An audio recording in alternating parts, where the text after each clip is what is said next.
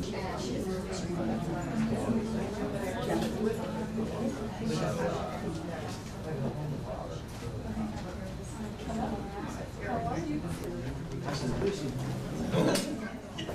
is what I've been waiting for. Yeah.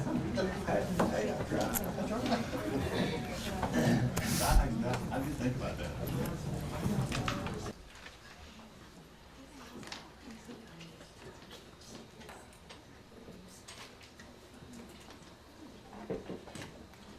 But the mic doesn't get the audio into the camera.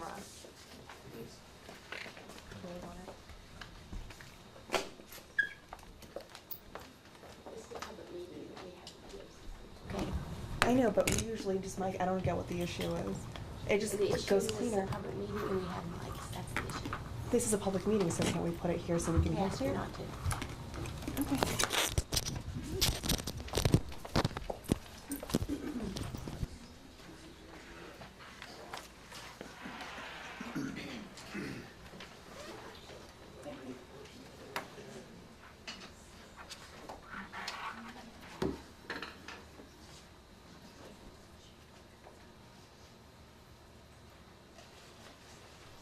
The school board. We will start with a moment of silence and then we will rise for the Pledge of Allegiance.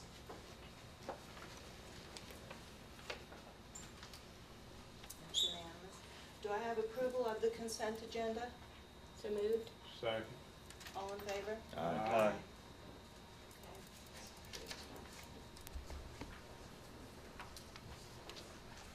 Our first one is Amy Robertson.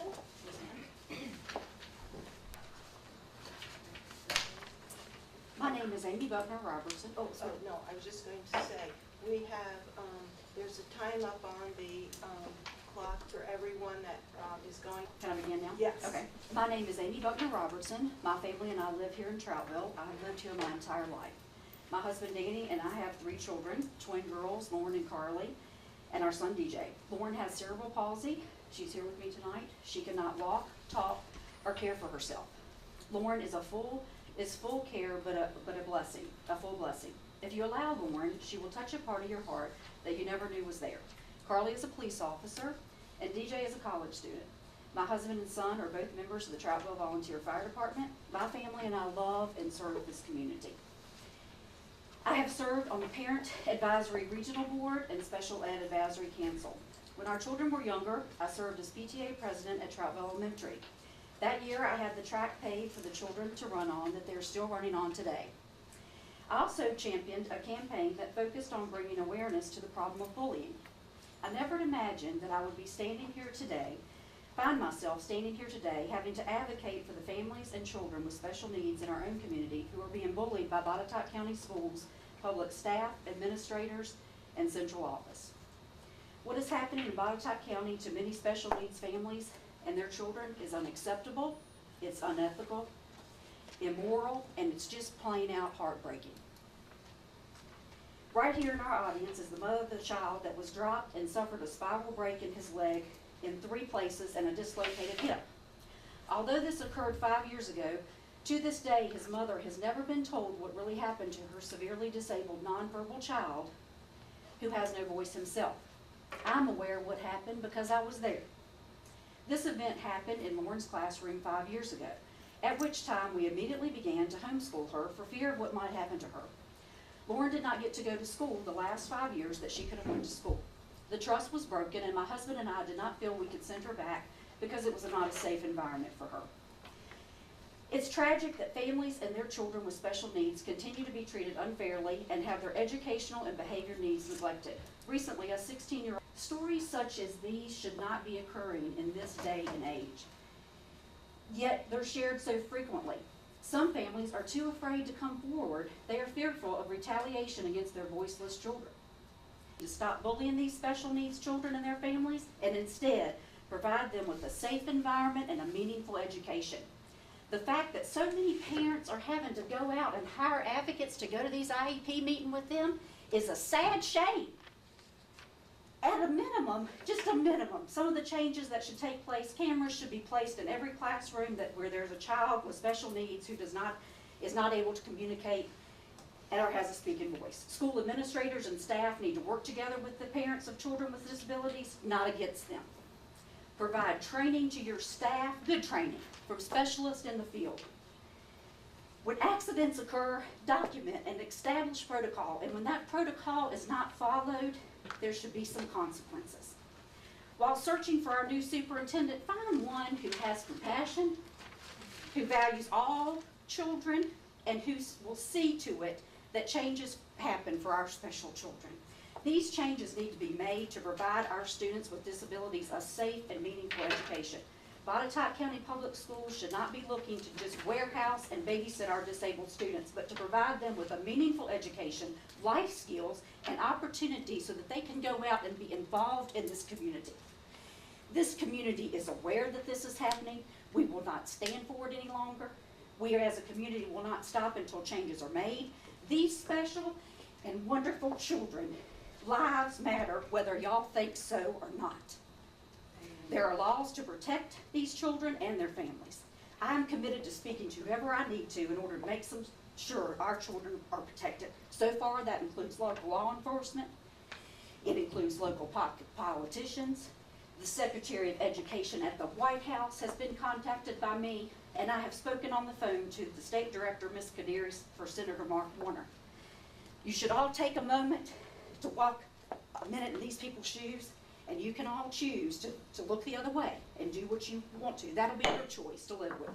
But there's one thing for certain now. You can never say you didn't know about it. Thank you for your time now.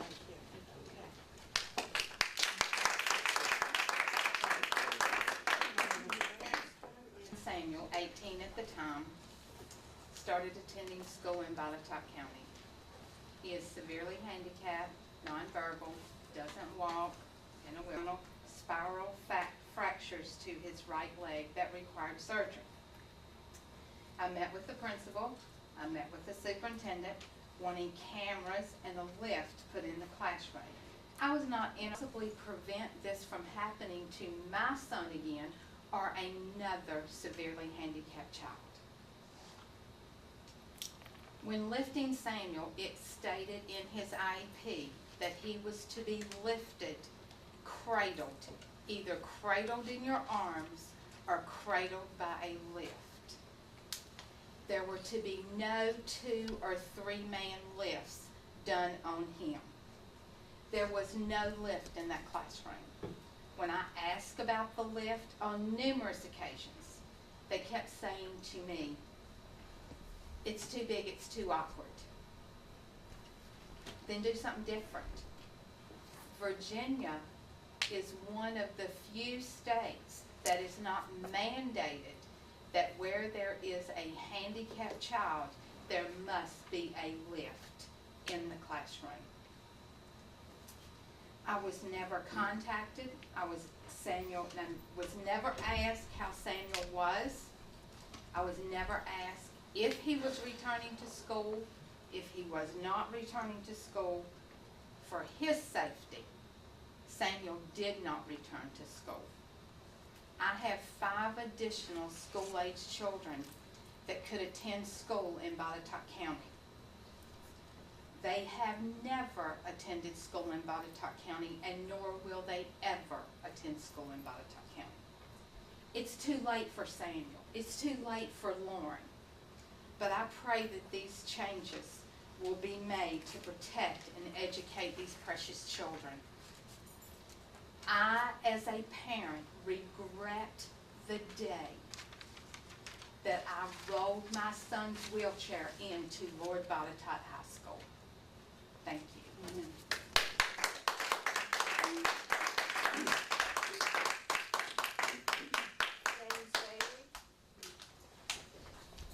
Thank y'all for letting me speak. I have a son that's, I'm not going to elaborate a lot on him because I presently have a case against Botetourt County Public Schools with the Department of Education. What I will elaborate on is for adult proximity by one-on-one instructional assistance, including to provide individual assistance in all school environments, including the restroom. You guys, I want you to look at. My son come home on the 21st of May. at 2:30 in the afternoon, and this is what my child looked like. The glasses I'm going to show you, his lenses were improperly re-entered into his frames. So he went for approximately 2 to 3 hours that day without even being able to see. But nobody seems to know what happened to him. So I'm going to pass these to you guys.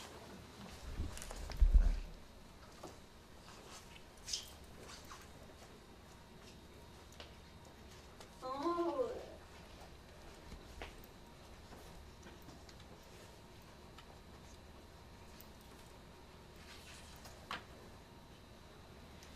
I will say this, the school states that he is never, ever not having somebody with him at all times. God help him if he ever gets away from them.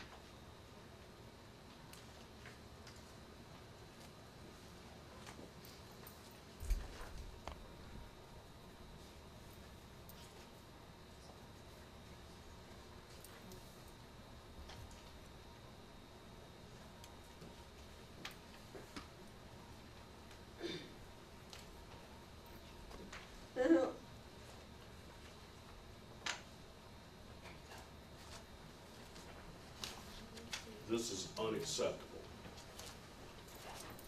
Thank you.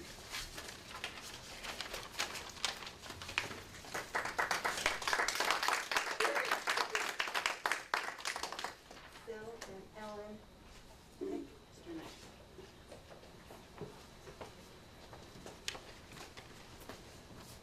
Good evening. My name is Phil Minnick, and this is my wife Ellen. We have 2 children. We live in this beautiful county for over 13 years. Currently, our special needs child attends LB, and our oldest child to graduate from LB and is currently a junior in college right now. 6 years ago, we made a difficult decision to remove our special needs child from the school system due to lack of progress, lack of trust, lack of communication. After re-enrolling our son in 2013, 2 years later, we find ourselves in the same situation. We're appalled at the political bullying that's taken place at all levels in this dysfunctional system. Generally speaking, our family lives a quiet, private life. The day-to-day challenge of having a severely disabled child is demanding, time-consuming, and at times thoroughly overwhelming. However, tonight we want to be as open and transparent as possible. We want to share with you our concerns, our frustration, our complete disbelief with our experiences with the Botetourt County Public Schools. My wife and I have compiled almost 2 years of extensive documentation that clearly reveals our son's educational, behavioral, physical, emotional needs are not being appropriately met in the school system. Our son's civil, human, and educational rights are being violated. Our parental rights are being violated. And this is not acceptable. The catastrophic event which compiled to completely realize that the county's educational system and the program is exhibiting extreme gross negligence, and the retaliation from my wife and I, that when a child is made to carry home his own excrement in his backpack, next to his lunchbox, in a Walmart bag.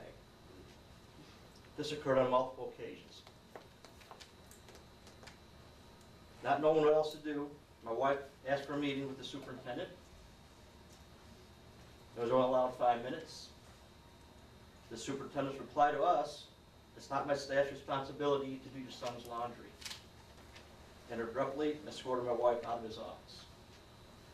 Each one of you in the school board has received a copy of this letter about her experiences with the superintendent. We want to pinpoint some other points as well outrageous experience in the last 2 years. Our son's triennial was not offered or not done when it was legally supposed to be done. We were denied a full triennial. Our son has not had an appropriate or accurately written or signed IEP this entire school year. We've been asked to assign incomplete, inaccurate IEP documents 3 times. Since January 2015, we have requested over 15 dates for an IEP meeting to be held. Every request has been denied. The time restraint has been enforced at our meetings throughout the school year. as well as restriction on days. Our son's speech, occupational goals have not changed since we moved him out of the school 6 years ago. Our son's speech and intelligibility has significantly regressed. Our IEP team recommended our son would benefit greatly from augmented technology. However, it has never been implemented. Sadly, our son has been denied 2 years of support. Our son IEP team agreed to provide videos to us throughout the school year. This has not been done. My wife went through proper procedures to do a school observation. When she was then held against her will by the assistant principal's office, who demanded she provide her notes before exiting. This is not school protocol or school policy. Ongoing request for behavioral support to get her son to school on the bus has been denied by the coordinator of special education 4 times. We've been denied for behavioral support for transportation. The coordinator of special education stated that it cannot and it will not be written into his IEP. We requested a functional behavior analysis and a positive reinforcement system to assist getting on the bus. Denied. It should have been implemented a year and a half ago. Our child cannot receive FAPE, free appropriate public education, when he can't get to school. Our child is not receiving meaningful education services. He needs to learn general life skills, the ability to communicate, safe procedures, as well as wipe his bottom, take a shower, make a sandwich, communicate with others effectively. Does the Botetourt County school system think it's appropriate behavior to wear sweaty gym clothes for a half a day? Crawl on the floor like a snake between desks and chairs? Knocking over blocks across the room as a positive reinforcement for counting? Sitting on the floor at the locker for long periods of time while getting items from his locker? Putting his mouth on the sink of a faucet in a public restroom to drink water instead of using a cup? Totally inappropriate behavior for any child, but accepted and encouraged with our son. Our son has come home on several occasions with open, bleeding, painful wounds on his rectum. This is due to improper incontinence care and toilet protocol not being followed. My son needed medical attention with antibiotics to heal it. The school says he's toileted independently. We disagree. The bus driver communicated concern to her that her child was beating the window so hard, he was afraid he would break the window and hurt himself. We asked to see the video. We were not allowed to view the tape. It was erased. Your time is up, sir. I wish it wasn't. We will come again if we need to. My wife will take 5 minutes. Oh, but. It has Phil and Ellen in it. Okay. Crying, and the next morning he hid in the closet and refused to come out. I couldn't find him. He has never, ever hidden in the closet before. When he plays hide and seek, he puts the covers over his face and the rest of his body is exposed. I have no idea what happened at school the day before when he got crying, because everybody said nothing out of the ordinary happened that day. Something did. I don't know. Marcus can't tell me, or my child can't tell me.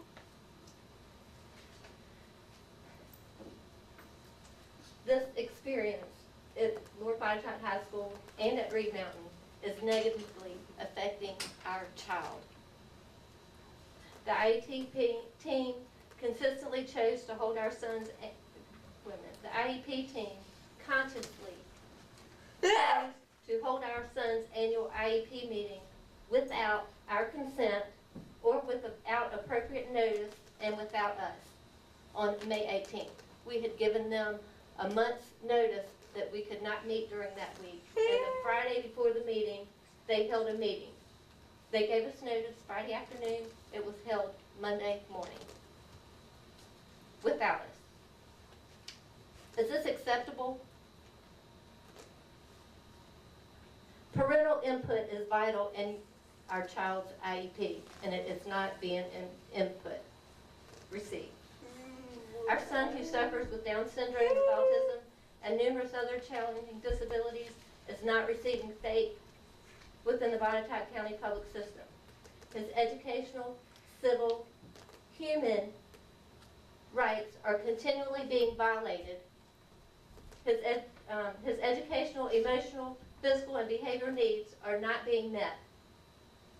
We have repeatedly asked that our son receive an intensive ABA-based program supervised by BCBA.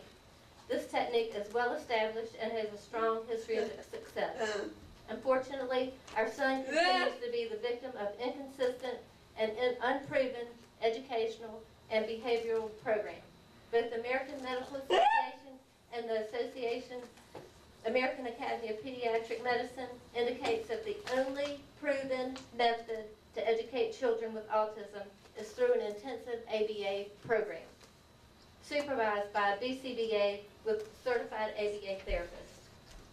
We believe we are doing the right thing for our child, and what our child is, and fighting for what our child is entitled to by law.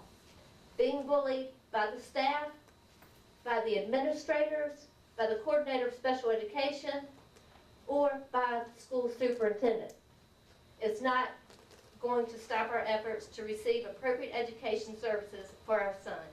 These actions taken by Botetourt County Public Schools are retaliatory and exploitive. We have contacted local, state, and health department. We have contacted the local and state social services, the state superintendent of public schools up at the Virginia Department of Education, Officer Senator Tim Kaine. We filed complaints with the Virginia Department of Education and the Office of Civil Rights.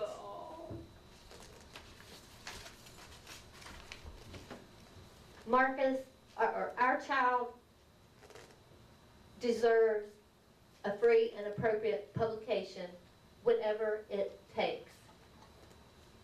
Period. All these children that don't have a voice deserve other people that can talk to stand up for them. It is not right. Amen. We have been through more than what you would ever expect, and it's awful.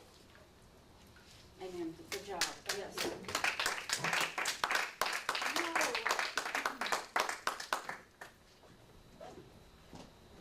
Next item on the agenda is reports from the school board members. Do you have any? Okay. No, I have none. Move along to report from the superintendent, operations update.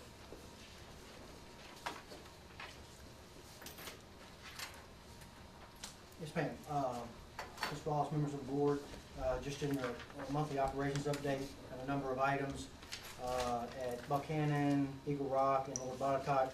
Had some things with lighting relative to the efficiency review. Transportation Department conducted a class from May 26th to May 28th. 2 new applicants and 2 teachers were trained in that training session. And again, I'm just highlighting some of our operations update. And then the Nutrition Department is reporting that it's successfully. I'll be happy to answer any questions you may have about the operations update. Anyone? Yep. Use of facility. Okay. Graduation update, being maybe repetitive here, but just we had great graduation ceremonies at James River High School and then for Botetourt High School at the Berglund Center this year. Berglund Center did a nice job for Botetourt this year. 2 students, my comments there, I said 35 were heading off to work, 2 were going in the military, 53 were planning to attend a 2-year college. 1 or more industry certification. 105 of those graduates earned some form of college credit, with 42 of them being designated hours of college credit. The class of 15 at James River High School actually graduated with 2,414 college credits, and that's a testament to your support of the dual enrollment program. And I mean, Lower Botetourt the next evening graduated 231 graduates, 22 headed to work, 7 going into the military, 11 going to nursing, trade, or technical schools, 77 going to 2-year colleges with 1 or more industry certification. And again, I'd like to say that's scholars with skills at both locations. 138 graduates earn college credit, 70 of which earn early college scholar status, as I mentioned, 15 hours. And in LB, the 278 college credits. So combined, our graduating class of 15 graduated with just under 5,700 college credit hours, which is 15 update, and 16, I don't have any information for 16. But anything to add? Thank you. I will just comment in case you didn't understand. The board does not respond when people come before the board. You can come and present your concerns, and we're more than happy to listen to those. We will take that under advisement, but we do not comment on any of those. So, thank you.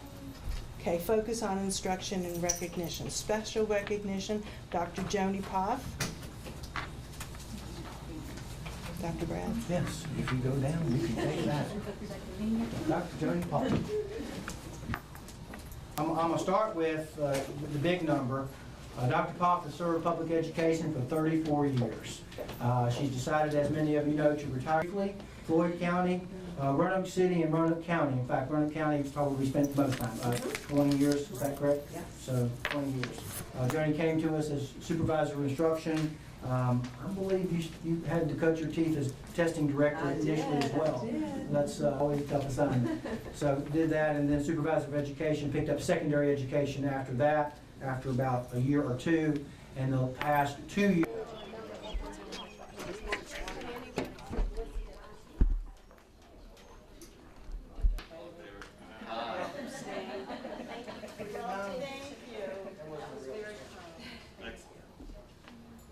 Botetourt County Board of Supervisors and the school board. The format and topics are to be determined. And I'm working with the chairman right now on that agenda on the 29th meeting. Next item is action, if any, on changes to the coaching. The actual factor count, we have factor counts for middle school and high school sports, and I say factor in a lot of school divisions. All in favor? Aye. Okay, school board update, statement of economic interest, semi-annual filing is due on the 15th. If you have not turned it in to Mrs. Holland, please do so. The next scheduled board work session will be Thursday, June 25th at 8 a.m. This being Dr. Brad's last meeting as our superintendent, we certainly do want to thank you for your not only service before you became superintendent, but for 10 years of the accomplishments that you have contributed to this school division. And I have been in a number of meetings with colleagues of yours.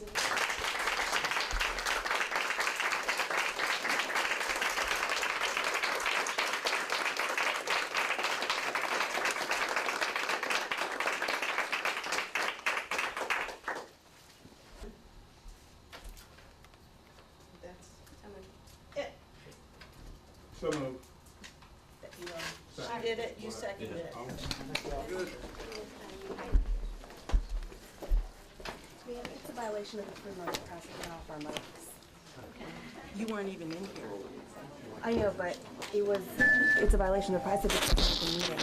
Okay, but you weren't here, you left, that's why I Okay, I'm turned just it saying. off. You brought it back and I left it on, I didn't turn it off then.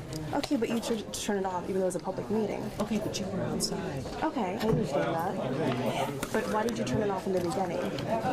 Well, because we're all mic'd here. Yeah, but our cameras aren't mic'd with your mics. Sorry. I'm just telling you it's a violation of freedom of press. Our news director asked you to call since they're recording.